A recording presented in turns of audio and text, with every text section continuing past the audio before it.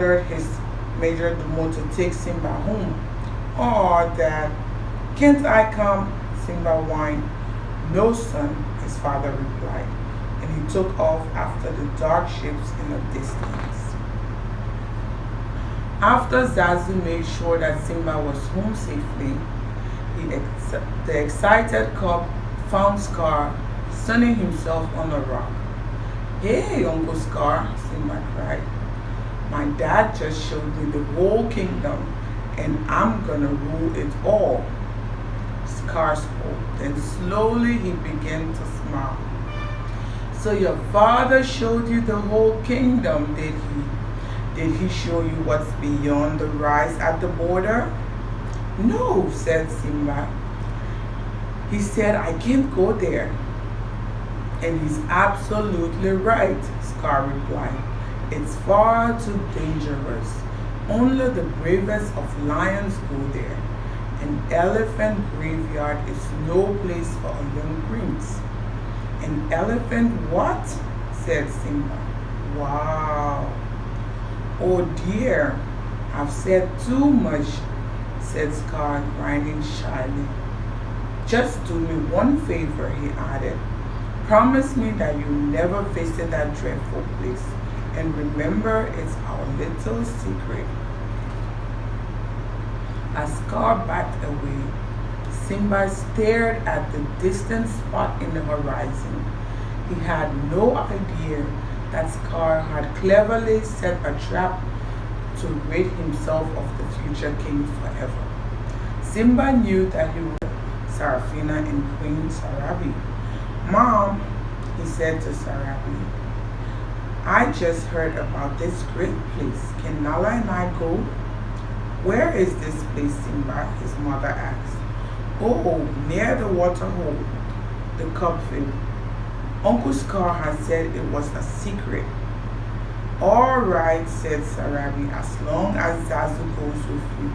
Not Zazu, thought Simba, who spoiled everything.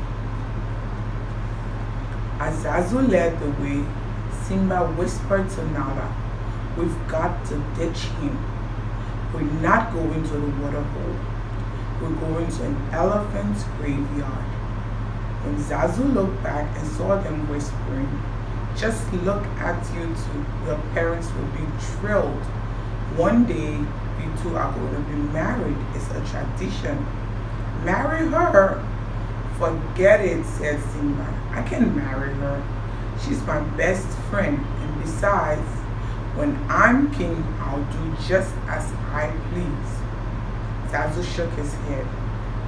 With that attitude, you'll be a pretty pathetic king. Simba laughed at Zazu. I can't wait to be king, the cub shouted, and he scampered away across the plains. Nala followed, and the two of them darted in and out of herds, escaping from Zazu. It worked. We lost Zazu, said Simba, laughing. Now we can look for the elephant's graveyard. In the spirit of victory, Simba playfully leaped for Nala, but she was too quick for him and flipped him onto his back. Together they tumbled down a hill until they landed with a thud. Next to them was a huge elephant's skull. This is it. We made it, said Simba. Wow, exclaimed Nala. It's really creepy. Come on, said Simba. Let's check it out.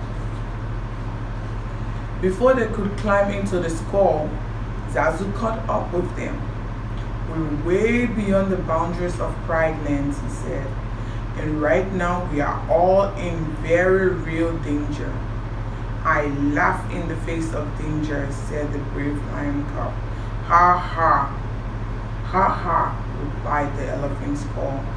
Then out of the skull's carnivorous eye holes popped 3 slubbering hyenas. Well, well, well, Banzil, have we got here? Said one hyena. I don't know, Shamsi, answered another. What do you think, Ed? The third hyena just licked his lips and laughed. Baring their fangs in wide grins, the hyena crept towards the trespassers. They grabbed Zazu first. "Why don't you pick on somebody your own size?" said Simba. The hyenas dropped Zazu and raced after the cubs. Then Shenzi threatened Nala. Simba swiped his claws around the hyena's nose. The hyenas raced after the cubs, who found themselves trapped beside the bones of an elephant's rib cage. Then the angry hyenas advanced towards Simba, their sharp teeth gleaming. A giant paw suddenly struck Senzi, sending her and the other hyenas into a pile of bones. No match for the powerful king.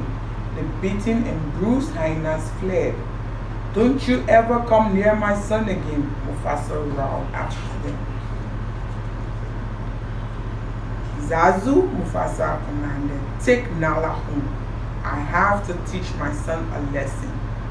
As Simba sheepishly approached his father, Mufasa said, "Simba, I'm very disappointed in you." "I was just trying to be brave like you, Dad." Mufasa tried to smile. "I'm only brave when I have to be, Simba. Being brave doesn't mean you go looking for trouble." Overhead stars began to dot the evening sky. Simba looked at his father and said, "We'll always be together, right?" "Simba, let me tell you something," my father told me. "Look at the stars. The great kings of the past look down on us from those stars. They will always be there to guide you, and so will I." Later that evening, Scar searched out the hyenas. "Did you bring us anything to eat, Scar, old buddy?" Banzia asked. "You don't really deserve these," said Scar, tossing them a chunk of meat. "I practically gift wrapped those cops to you, and you couldn't even dispose of them." "What were we supposed to do? Kill Mufasa?" said Banzia. "Precisely," answered Scar, as the hyenas ate ravenously. Scar thought of another plan. This time, there will be no escape for Simba or for his father. The next day, Scar approached Simba. "Your father has a surprise for you," he said. Scar led the cub down the steep walls of a gorge. "Well, I like the surprise, Uncle Scar. Simba is to die for. Now wait here and find out," Scar said, leaving Simba behind. Not far from where Simba waited, a herd of wildebeest grazed. Not far from the herd, 3 hyenas waited too. They were waiting for a signal from Scar. Senzi saw him first. "There he is, let's go." The hyenas ran towards the wildebeest. Sensing danger, the herd panicked and stampeded into the gorge straight towards Simba. Nearby, Mufasa and Zazu noticed the dust rising from the gorge. "Mufasa!" Scar yelled, appearing from behind a rock. "Quick! Stampede! Simba's down there." With no thought for his own safety, the Lion King leaped into the gorge and snatched the cub out of the path of the deadly wolves. Mufasa jumped into a rocky ledge and set Simba down. Suddenly, Mufasa felt the rocky wall crumbling beneath his hind paws. He fell back into the herd. Badly hurt, he tried to climb another cliff. Looking up, he saw Scar. "Brother, help me," Mufasa pleaded. Scar leaned towards Mufasa and pulled him close. "Long live the king," he whispered, then let go. Mufasa lost his grip and disappeared beneath the mass of moving animals. Unaware of what Scar had done, Simba saw his father fall. When the wildebeests were gone, the cub raced down into the dust-filled gorge. There Simba found his father. He nuzzled the motionless body, but the great king was dead. Scar appeared beside Simba. "What have you done?" he said. "He tried to save me," the cub answered.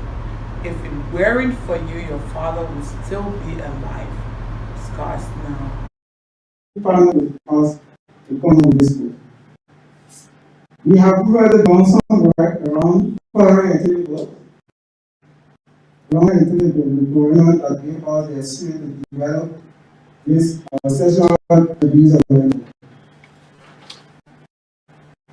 We were studying this intelligence. We got parents, child protection professionals, parents, school administrators, and other people. We are hoping far apart. We take this book once around the country and we use it between 4 countries, which include Montserrat, Baku, Brussels, and Great countries. Finally, I would say thank you for coming. For our journal. I just started doing that. I will be thank you all.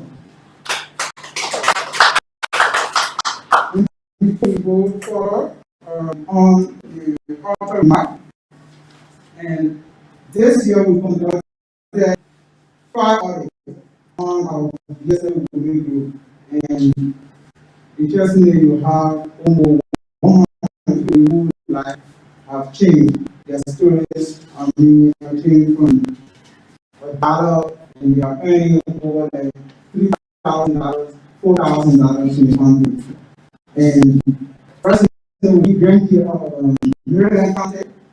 After the dedication of 2 rooms, we also trained moving yesterday. So very soon you'll see how we will be using and personal training for this one. So Madam Brenda Grumble, Executive Director of Women.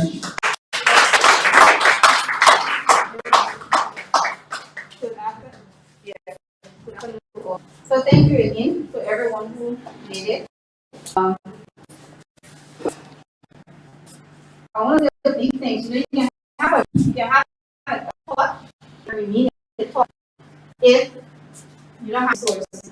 And when we started our reading campaign this year, things are where would also be an active book for children around sexual orientation.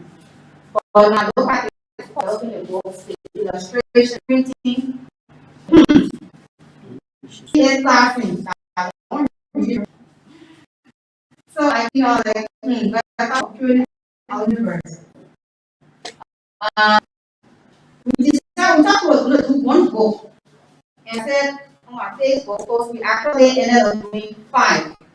5.5. The fact that a reading guide that was developed for parents who launched our reading campaign earlier this year. I'm very excited about it because SGBV, sexual gender violence, continues to really be a major issue in our country. And while we are pushing the conversation around government, we need to look at prevention. And prevention is starting from down here. If the kids are raised how to protect themselves, but they also have to have a lot more people having conversations